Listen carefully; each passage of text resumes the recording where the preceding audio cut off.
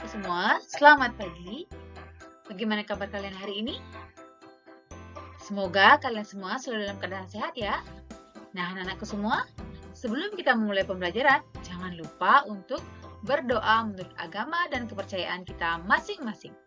Supaya apa yang kalian pelajari hari ini bisa kalian terima dengan baik. Nah, anak-anakku semua, hari ini kita akan belajar tema 3, peduli terhadap makhluk hidup. Subtema 1, hewan dan tumbuhan di lingkungan rumahku. Muatan pelajaran ilmu pengetahuan alam. Kelas 4, sekolah dasar.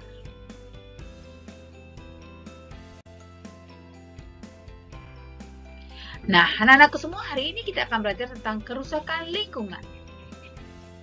Manusia berinteraksi dengan sesamanya maupun dengan lingkungan. Interaksi antara manusia dan lingkungan yang tidak seimbang akan menimbulkan berbagai masalah, misalnya kerusakan lingkungan.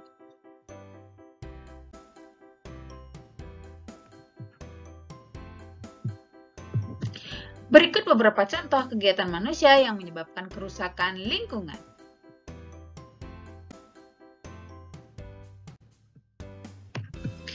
Membakar hutan. Kalian bisa lihat pada contoh gambar. Kebakaran hutan mengakibatkan hilangnya habitat dan sumber makanan bagi satwa yang ada di hutan.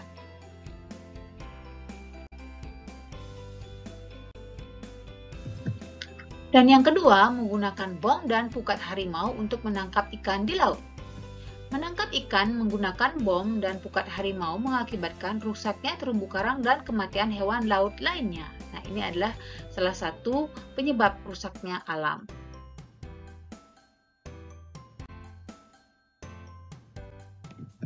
Nah, selanjutnya anak-anak, kalian bisa lihat buku tema kalian, buku tema 3. Di sana ada bagian-bagian tumbuhan. Nah, tumbuhan memiliki beberapa bagian. Setiap bagian tumbuhan memiliki fungsinya masing-masing.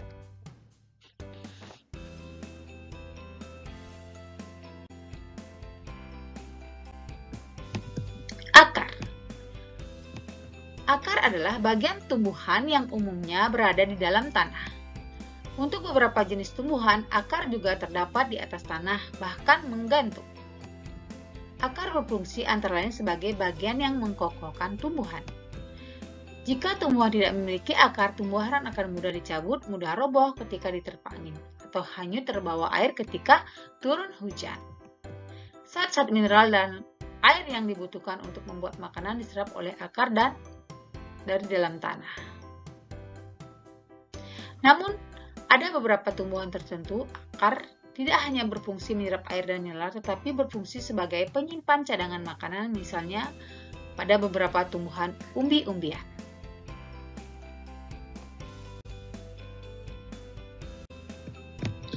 Jenis-jenis akar. Akar serabut. Akar serabut ialah jumlah akar yang ada pada pangkal tanaman yang besar dan panjangnya nyaris sama. Akar serabut lazimnya ada pada tanaman monokotil atau tumbuhan biji berkeping satu atau tanaman berdaun lembaga satu seperti palm, bambu, alang-alang, pisang, dan lain sebagainya. Nah, kalian bisa lihat pada contoh gambar.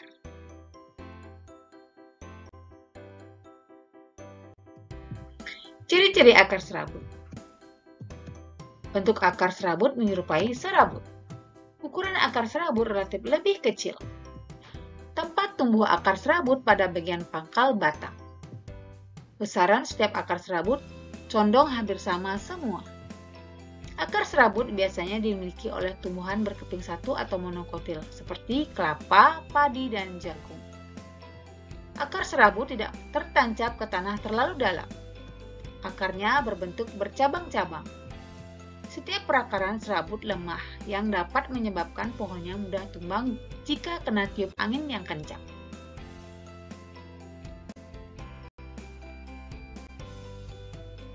Fungsi akar serabut. Ada yang tahu anak-anak apa itu fungsi akar serabut?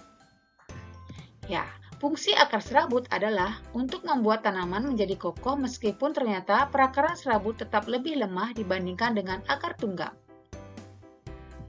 Fungsi lain dari akar serabut adalah untuk menyerap air dan zat-zat mineral dari dalam tanah menuju ke bagian tubuh yang membutuhkan.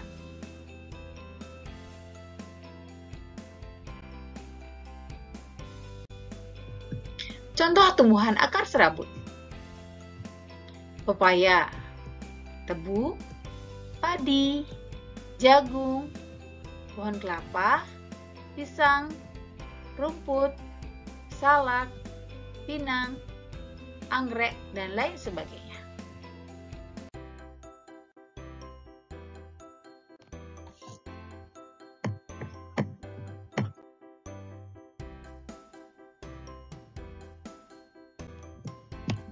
Selanjutnya ada akar tunggang. Akar tunggang dimiliki oleh biji keping 2. Akar tunggang merupakan akar primer atau akar pokok yang berasal dari biji. Biji ini akan berkecambah dan juga membentuk akar lembaga yang kemudian tumbuh menjadi akar primer atau akar utama. Tumbuhan yang berkembang biak dengan biji pasti memiliki akar tunggang.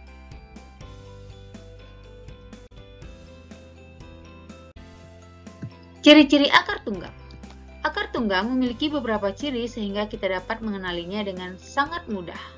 Ciri-ciri akar tunggang adalah sebagai berikut. Terdapat pada tanaman dikotil atau biji keping 2. Akarnya cukup kuat untuk menopang berdirinya tanaman sehingga kokoh walaupun diterjang angin kencang. Memiliki akar primer. Akar primer adalah akar yang terus tumbuh membesar dan memanjang. Akar ini akan menjadi akar pokok yang menopang. Akar primer sering juga disebut dengan akar tunggang dan akar lembaga. Sedangkan akar sekunder adalah akar yang tumbuh dari akar lain atau bisa disebut akar cabang.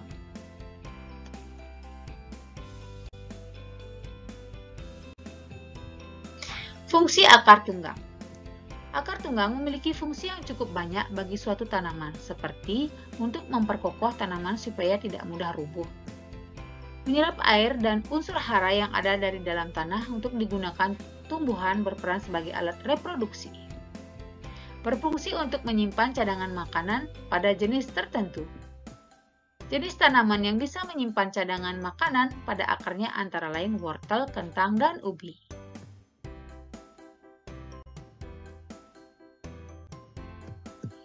Contoh akar tunggang: singkong, beringin, kacang panjang, kacang hijau, kacang tanah, asam jawa, putri malu, durian, jeruk nipis, dan jambu biji.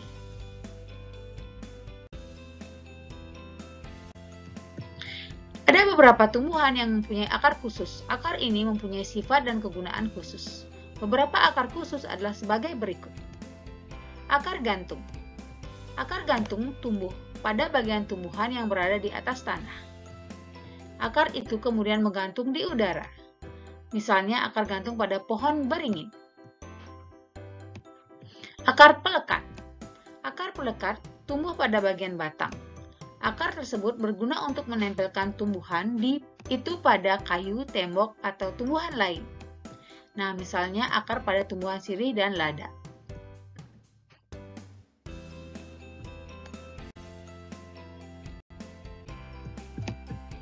Akar tunjang. Akar tunjang tumbuh pada bagian bawah batang. Akar ini tumbuh dari segala arah, gunanya untuk menunjang agar batang tidak rebah. Misalnya akar pada pohon pandan. Akar nafas. Nah, akar nafas merupakan cabang dari akar tumbuhan tersebut. Akar itu tumbuh ke atas sehingga muncul di permukaan tanah atau air. Akar napas berguna untuk keluar masuknya udara ke dalam tumbuhan, misalnya akar pohon bakau.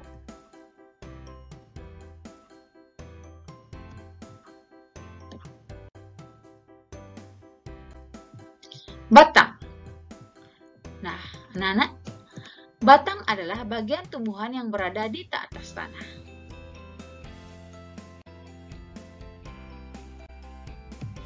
Fungsi batang. Umumnya warna batang muda adalah hijau muda, sedangkan warna batang yang telah tua adalah kecoklatan. Bagi tumbuhan, batang memiliki beberapa kegunaan, antara lain sebagai penopang, pengangkut air dan zat makanan, penyimpanan makanan cadangan, serta sebagai alat perkembangbiakan. Penopang. Fungsi utama batang adalah menjaga agar tumbuhan tetap tegak dan menjadikan daun sedekat mungkin dengan sumber cahaya, khususnya matahari.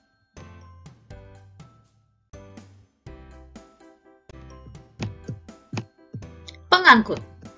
Batang tumbuhan makin tinggi atau makin panjang. Hal itu menyebabkan daun yang tumbuh pada batang makin mudah mendapatkan cahaya. Batang berguna sebagai pengangkut air dan mineral dari akar ke daun. Selain itu, batang berperan penting dalam proses pengangkutan zat-zat makanan dari daun ke seluruh bagian tubuh.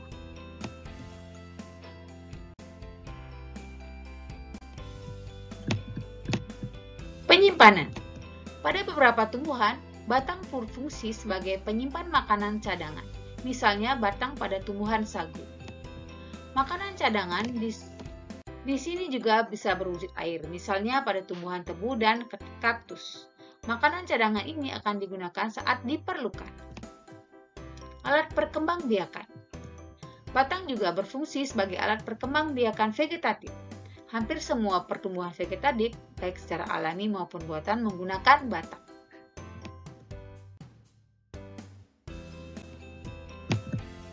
Jenis batang. Batang berkayu.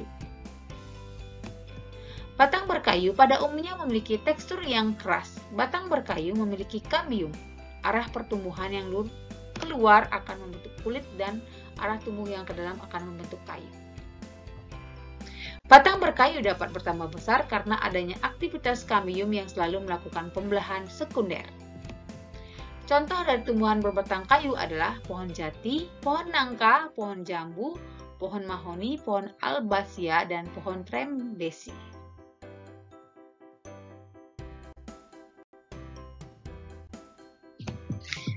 Batang basah. Batang basah memiliki ciri utama lunak, berair, dan pendek. Karena sifatnya yang lunak, maka batangnya tidak keras dan mudah dipotong. Contoh tumbuhan yang berbatang lunak antara lain pohon pisang, bayam, pacar air, selada air, dan kangkung.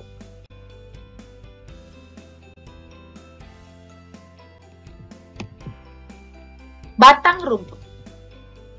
Batang rumput tidak berkayu, memiliki ruas-ruas yang nyata dan berongga serta umumnya pendek. Contoh tumbuhan yang memiliki batang rumput adalah rumput, padi, jagung, tebu, dan gelagah.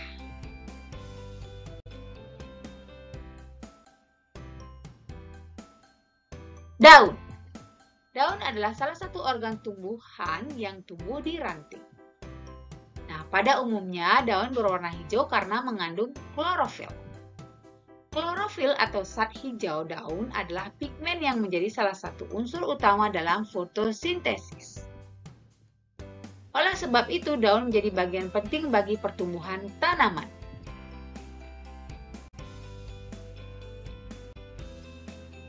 Daun dibedakan berdasarkan tulang daun. Tulang daun menyirip. Nah, kalian bisa lihat pada contoh gambar. Contoh tulang daun menyirip ada daun rambutan, daun mahoni, daun mangga, daun beringin, daun jambu, dan daun nangka.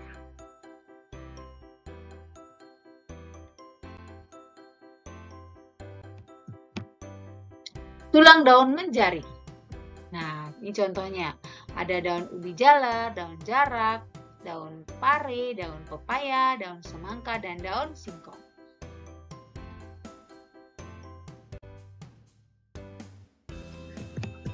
Tulang daun melengkung. Nah, anak-anak, ini adalah contoh tulang daun melengkung. Ada daun sirih, daun akasia, ada daun gadung, ada daun genjer, dan daun kendari.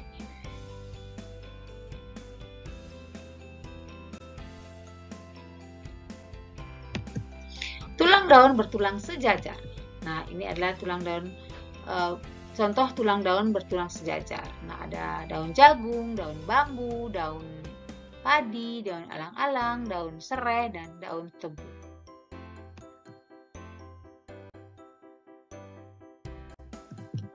Jenis daun berdasarkan jumlah helai daun. Pada tangkai daun ada 2 jenis. Contohnya adalah sebagai berikut. Ada daun tunggal. Bila pada sebatang tangkai daun hanya terdapat 1 helai daun. Contohnya daun singkong, daun pepaya, dan daun pisang. Itu ada sehelai daun saja. Dan yang kedua ada daun majemuk. Bila pada sebatang tangkai terdapat 2 atau beberapa helai daun, misalnya daun belimbing, daun asam, dan daun mawar. Nah, Nah, itu dalam satu cabang daun itu ada beberapa daun. Sedangkan kalau pepaya itu dalam satu batang itu ada satu daun. Sedangkan daun majemuk itu dalam satu batang ada beberapa daun atau lebih. Nah, ini contohnya daun mangga. Nah, daun putri malu. Nah, daun mangga ini adalah daun tunggal. Sedangkan daun putri malu ini adalah daun majemuk yang tangkainya terdapat beberapa helai daun.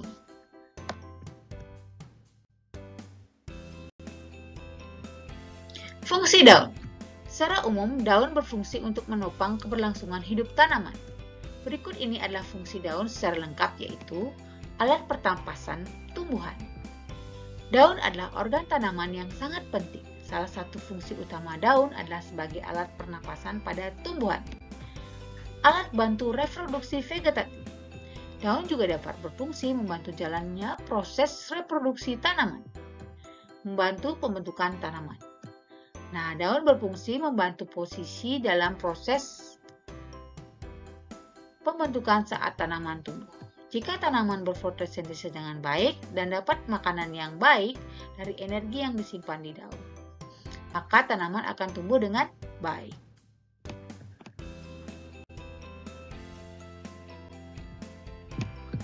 Membantu proses perpindahan makanan. Daun sangat berguna dalam proses perpindahan zat-zat yang berguna sebagai makanan bagi tanaman dan zat yang berguna untuk proses fotosintesis. Tempat terjadinya gutasi.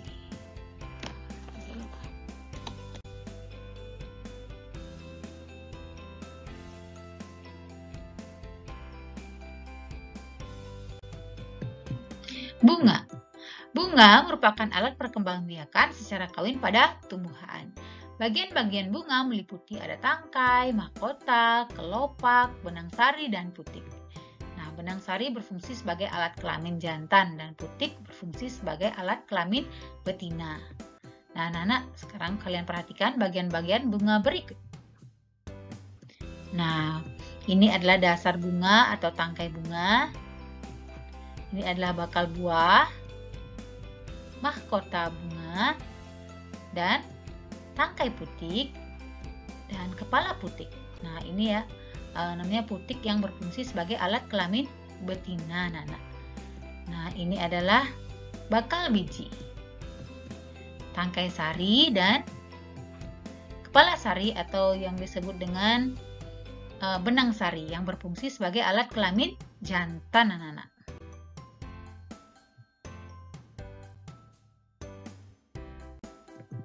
Tangkai bunga merupakan bagian yang berada pada bagian bawah bunga. Tangkai ini berperan sebagai penopang bunga dan sebagai penyambung antara bunga dan batang atau ranting. Kelopak bunga merupakan bagian bunga yang paling luar. Kelopak biasanya berwarna hijau seperti daun atau berwarna-warni seperti mahkota. Mahkota penarik perhatian polinator. Polinator adalah hewan yang membantu penyerbukan pada bunga. Contohnya kupu-kupu, lebah, dan semut. Nah, anak-anak bisa lihat pada contoh gambar. Mahkota bunga terletak di sebelah dalam kelopak dan biasanya mempunyai warna yang beraneka ragam. Mahkota bunga berguna untuk menarik serangga lain untuk datang membantu penyerbukan. Benang sari merupakan alat kelamin jantan yang terdiri dari tangkai sari dan kepala sari. Benang sari biasanya terletak di tengah mahkota bunga. Putik merupakan alat kelamin betina. Pada dasar putik terdapat bagian yang akan menjadi buah dan biji, anak-anak.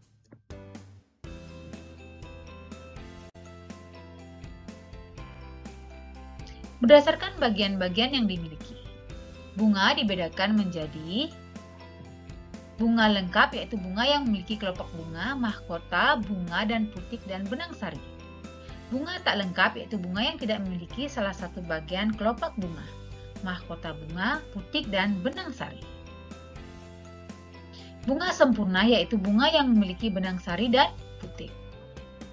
Bunga tidak sempurna yaitu bunga yang hanya memiliki putik atau benang sari saja.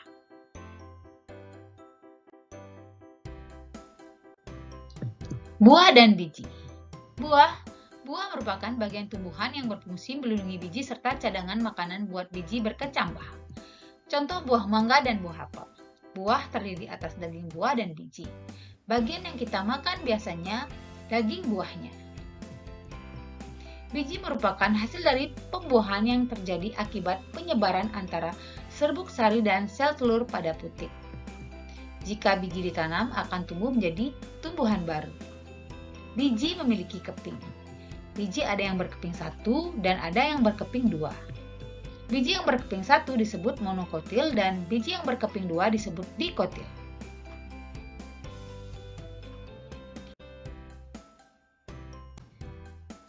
Nah, anak-anak semua, apakah kalian sudah paham dengan penjelasan yang Bu Guru berikan? Jika kalian sudah paham, waktunya kalian mengerjakan tugas ini. Jika kalian belum paham, kalian bisa menyimak ulang video yang Bu Guru berikan tadi. Tugas 1 ini adalah kalian menjawab jawaban saya saja, kemudian hasilnya kalian kirim di Google Classroom.